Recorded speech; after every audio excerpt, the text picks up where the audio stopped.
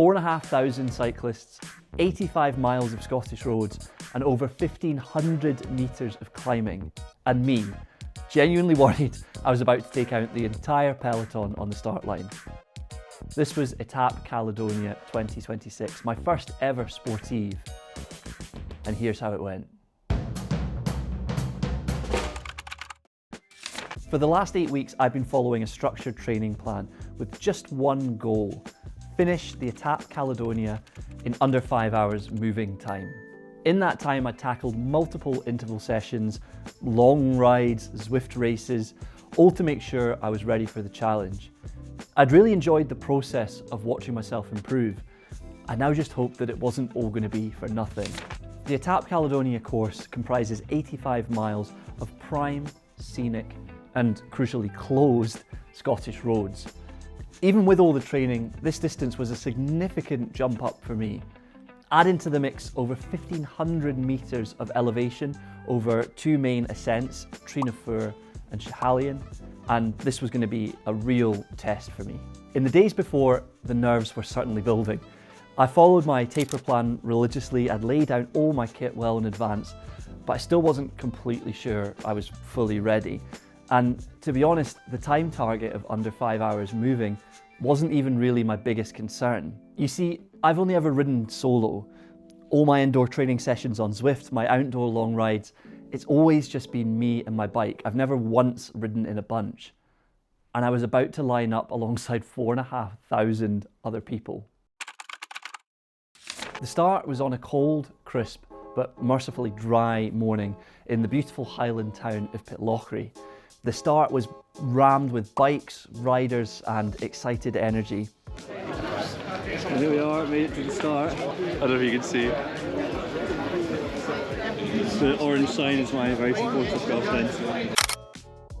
But yeah, feeling okay. The taper week's gone well, and the weather is looking promising. Which is a good sign. My main worries are I've never really ridden in a big group like this before.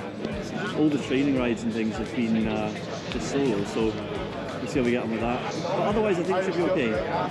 So feeling good. Fingers crossed. However, it was absolutely freezing. As I waited for the start, I was aware that I was slowly turning into Jack Nicholson from the end of The Shining. My specific nightmare scenario was very much front of mind. Failing to clip in, wobbling sideways into another rider and causing an enormous pile-up right on the start line in front of all the photographers and crowds and all the rest of it before we'd even crossed a single kilometre. That would not have been an ideal start. Anyway, my wave started and somehow, mercifully, I clipped in first time and avoided any major embarrassment. Once I got going, the nerves began to settle and I focused on trying to get comfortable riding around so many other people. As we all started together, it was quite busy, but the roads were wide and there was plenty of space. My plan for the opening section was pretty simple: stay conservative. I was aiming to hold around 165 watts, which is well below my threshold. It's enough to get the blood moving, keep the legs turning and get everything up to speed. Okay, so we're a wee bit of the way in now. Just trying to get into the rhythm a wee bit. Haven't done too much filming so far because, to be honest, my hands were so cold at the start that I couldn't really work the camera. But we're settling into now. The goal was to arrive at the foot of the first climb with plenty still in the tank. The scenery certainly helped. The course was spectacular, and over the course of the morning I'd be riding along loch sides, going up over climbs and buzzing through small towns. About an hour in, the road tilted upward and the first proper test of the day arrived, the climb of Trinafuir. Forgive me if I'm pronouncing that wrong, local Pitlochry people. That's my best guess at the pronunciation.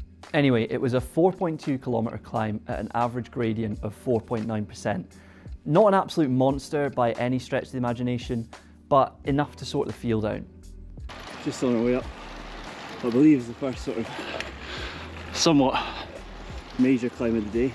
The group's kind of thinning out a wee bit now, which actually makes it a bit easier because it's not quite so bustly. I was pretty pleased with this climb, to be honest. Climbing on Zwift is normally where things fall apart a bit for me, But it turns out those races had prepared me well. My legs felt great, the heart rate was controlled, and to my surprise, I was actually passing people. I averaged 216 watts over the 17 minutes it took me to crest the climb, controlled just as I planned. Over the top and into a stunning descent back down into the glen.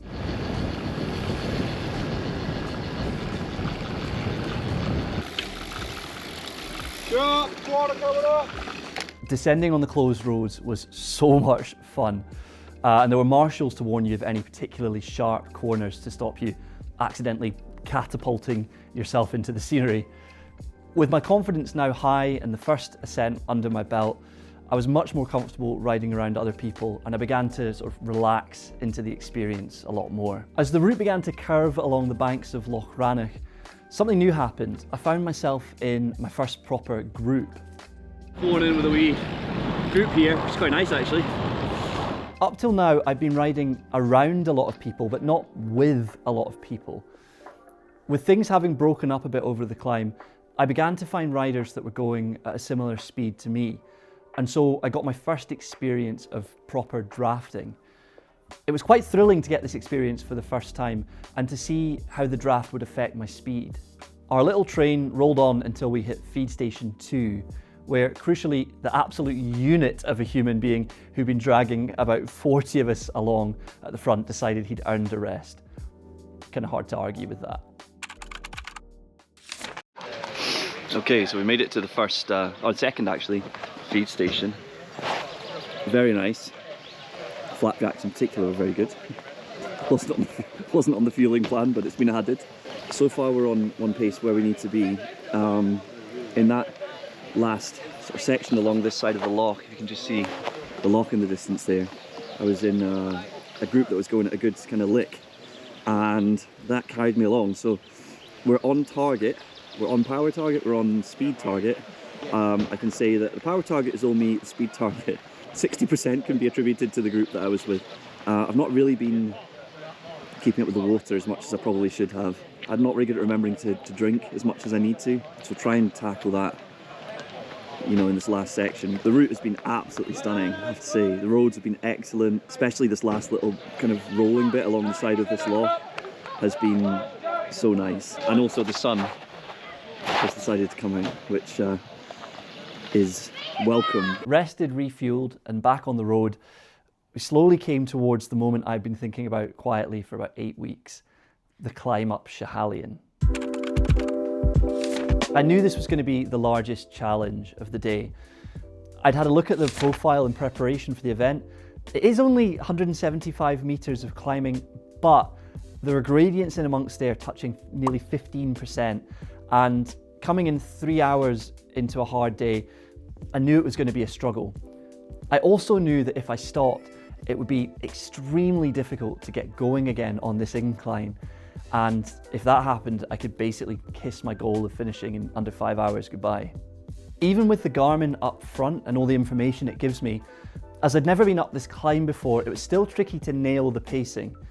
It was one of those climbs where just when you thought you were at the top, you would come around a corner and there would be yet another tilt skyward. I was genuinely in uncharted territory.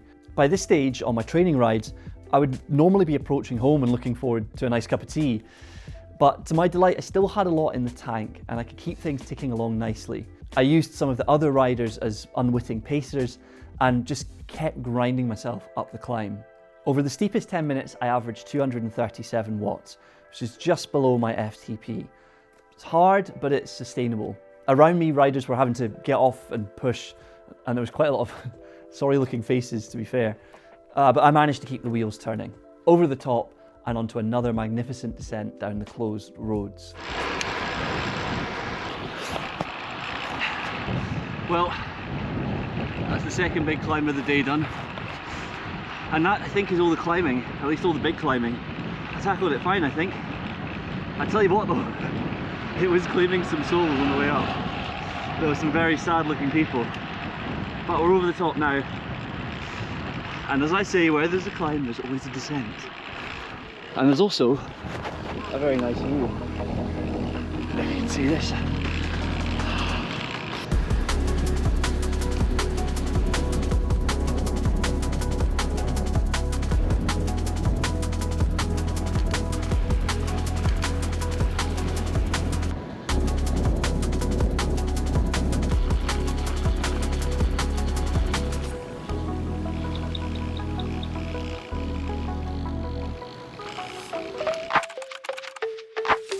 The last section back towards Pitlochry was rolling, fast and fun. This rolling approach to the finish was suddenly interrupted by a sharp left turn onto a 12% gradient, which I think surprised pretty much everybody. This caused my group that I was in to basically break completely apart, and so I was running fairly well solo in towards the finish. I wanted to finish strong, and with the finish line in sight, I knew I could push with what I had left in the legs. It was a slight uphill finish, but luckily I had a good run at the line.